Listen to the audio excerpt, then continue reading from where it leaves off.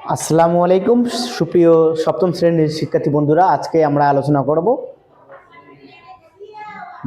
তৃতীয় অধ্যায় গণিত, তৃতীয় অধ্যায় পরিমাপের এমসিকিউ যেগুলো আছে বইয়ে, সেগুলো আজকে আমরা সমাধান করব। তো তোমাদের প্রথমে পাঠ্য বই খোলো। পাঠ্য বইয়ে প্রথমে আছে যে এমসিকিউটা আছে সেটা হচ্ছে 1 বর্গ ফুট সমান কত বর্গ সেন্টিমিটার।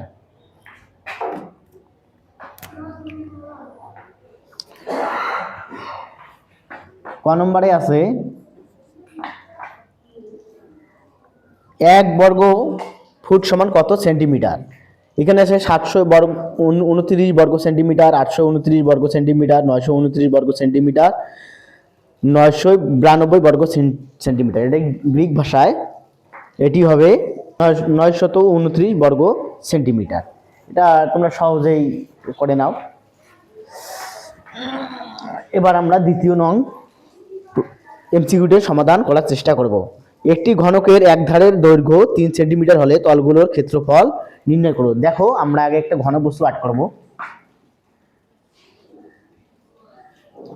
তোমরা জানো ঘনবস্তুর সব দিক দিয়েই সমান হয়। একটা ঘনকের 6টি তল থাকে। আমরা একটা ঘনবস্তু আট করে নিলাম। তো আমাদের বলছে কি এক ধারের দৈর্ঘ্য 3 মিটার, মানে এক পাশের দৈর্ঘ্য হচ্ছে 3 মিটার। আমাদের কি বলছে, তলগুলোর ক্ষেত্রফল নির্ণয় করো। তাহলে একটি ঘনকের কয়টি তল থাকে? একটি ঘনকের তল থাকে 6টি। তাহলে ঘনকের সমগ্র তলের ক্ষেত্রফল নির্ণয়ের সূত্র কি? 6a square. তাহলে 6, তাহলে 1 3,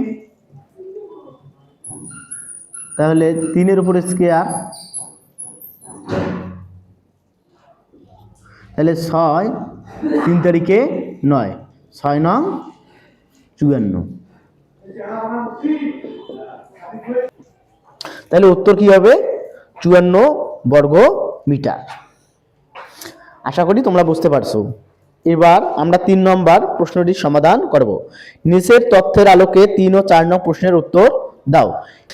এবার দেখো, আমরা 2 নং অঙ্কটির সমাধান করব। উদ্দীপকে কি আছে? একটি আয়তাকার বাগানের দৈর্ঘ্য প্রস্থের 3 গুণ। দৈর্ঘ্য প্রস্থের 3 গুণ। মনে করো এটা একটি আয়তাকার বাগান। এই পাশটা হয় দৈর্ঘ্য, এই পাশটা হয় প্রস্থ। কি বলছে? দৈর্ঘ্য প্রস্থের 3 গুণ। তাহলে প্রস্থ যদি তোমার হয় ক, তাহলে দৈর্ঘ্য হবে 3 ক। মানে প্রস্থ যা হবে এর 3 গুণ হচ্ছে দৈর্ঘ্য। আমাদের তারপর কি বলছে?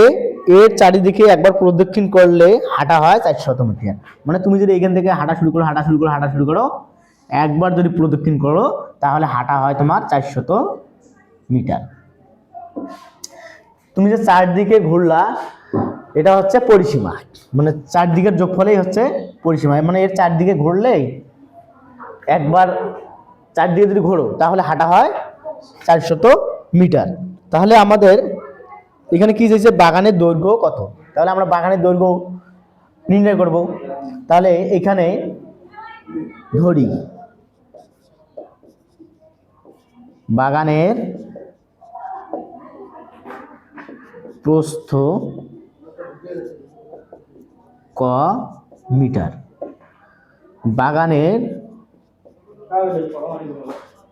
দৈর্ঘ্য তাহলে কি হবে? 3 ক মিটার, যেহেতু দৈর্ঘ্য প্রস্থে 3 গুণ মিটার। অতএব বাগানের পরিসীমা আমরা বাইর করব।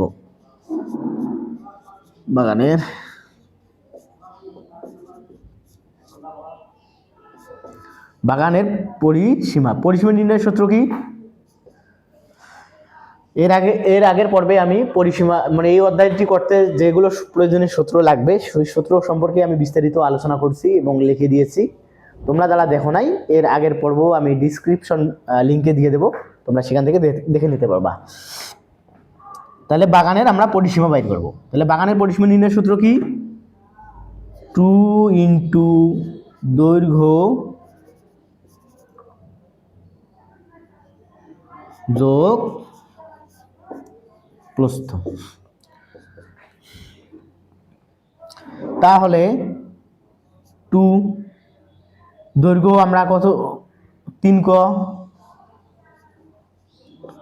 প্রস্থ কত ক, এইখানে হবে মিটার।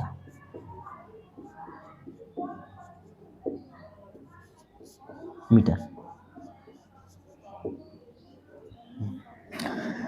তাহলে আমাদের প্রশ্নে কি বলছিল, এর চারিদিকে একবার ঘুরে আসলে কত মিটার হাঁটা হয়? 400 মিটার। তার মানে এটাই হচ্ছে পরিসীমা। তাহলে আমরা এটা সমান এটা লিখতে পারি না? অবশ্যই পারি। তাইলে শর্ত মতে তাহলে 2 × 3 ক যোগ ক সমান 400 মিটার। ঠিক আছে? তাহলে বন্ধুরা এখানে যেহেতু জায়গা হবে না, আমি উপরে লিখে দেব। তোমরা যারা লিখে নাও নাই তোমরা একটু লিখে নাও।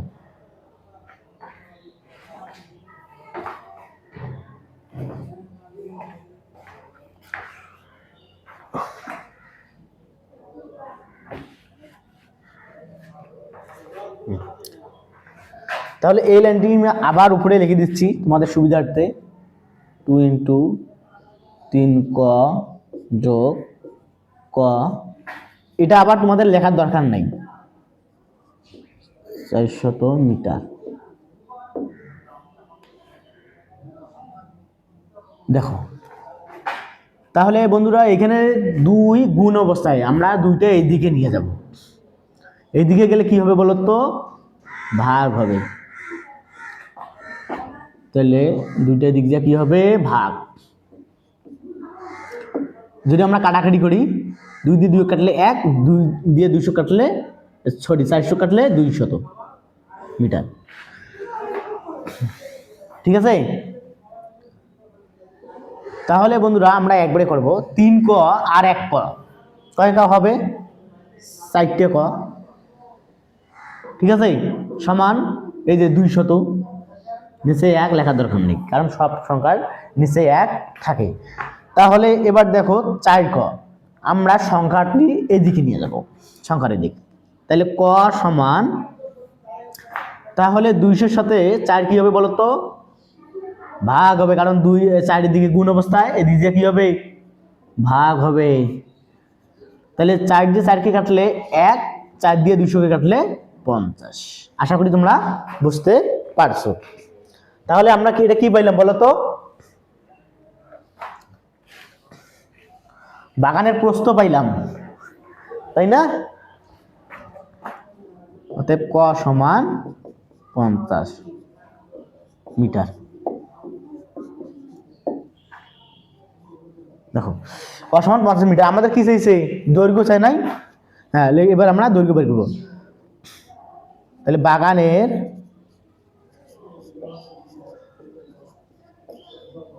দৈর্ঘ্য কত আছে বলো তো? 3 ক না?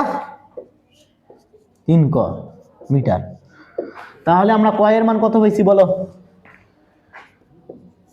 কত পাইছি? 50 মিটার সমান। তাহলে এটা আমরা যদি গুণ করি তাহলে কত হবে? 150 মিটার। আশা করি তোমরা খুব সুন্দর মতো বুঝতে পারছো।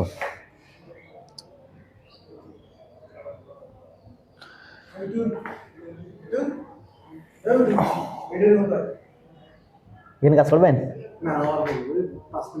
আসেন, সমস্যা নেই।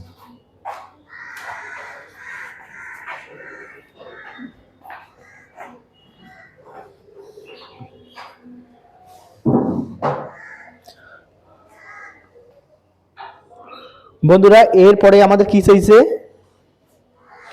বাগানের ক্ষেত্রফল কত বর্গ মিটার। তাহলে বন্ধুরা আমরা এর আগে আমরা বাগানের দৈর্ঘ্য কত পাইছি? ক সমান 50 মিটার, প্রস্থ কত পাইছি? 150 মিটার। তাহলে অতএব ক্ষেত্রফল সমান কি? 5 নম্বর এটা হবে সম্ভবত। তাহলে একবারে আমরা লিখি বাগানের ক্ষেত্রফল, তাহলে দৈর্ঘ্য গুণন প্রস্থ, দৈর্ঘ্য গুণন প্রস্থ, তাহলে এদিকে কি হবে মিটারে মিটারে বর্গ মিটার। তাহলে দৈর্ঘ্য সমান কত? 150 গুণন, আসেন সমস্যা নেই, বর্গ মিটার। তাহলে তোমরা এটা তোমরা গুণ করে দাও, গুণ করে দিলেই তোমরা উত্তরটি পেয়ে যাবা। তাহলে গুণ করলে হবে 7500।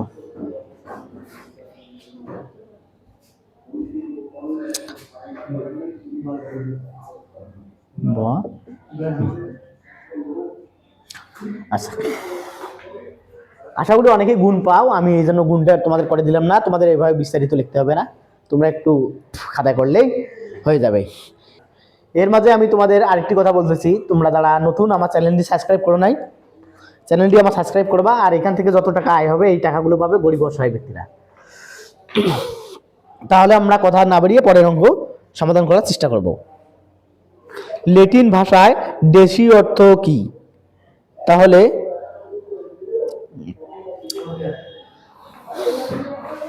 ল্যাটিন ভাষার দেশি অর্থ হচ্ছে দশমাংশ, সেন্টি অর্থ কি হবে? শতাংশ, ঠিক আছে। আর কিলো অর্থ কি? হাজারাংশ, ঠিক আছে। তাহলে এখানে কি বলছে? ল্যাটিন ভাষার দেশি অর্থ কি হবে?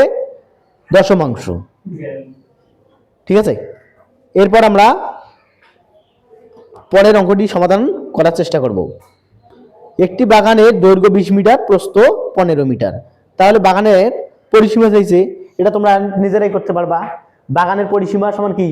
2 ইন্টু দৈর্ঘ্য যোগ প্রস্থ। তাহলে 2 ইন্টু দৈর্ঘ্য যোগ প্রস্থ, ঠিক আছে। তাহলে 2 ইন্টু দৈর্ঘ্য সমান কত? কত আছে এখানে? 20 মিটার গুণন 15 মিটার, ঠিক আছে, মিটার। তাহলে তোমরা এটা ক্যালকুলেশন করলেই তোমরা উত্তরটি পেয়ে যাবা, এটা আমি আর করাচ্ছি না। কি বলছে? ওই জমির ভিতর 2 মিটার চওড়া রাস্তা তৈরি করা হলো, রাস্তা বাদে জমির ক্ষেত্রফল নির্ণয় করো, ঠিক আছে। তাহলে এটি আমি করাই, কারণ এটি একটু জটিল লাগতেছে।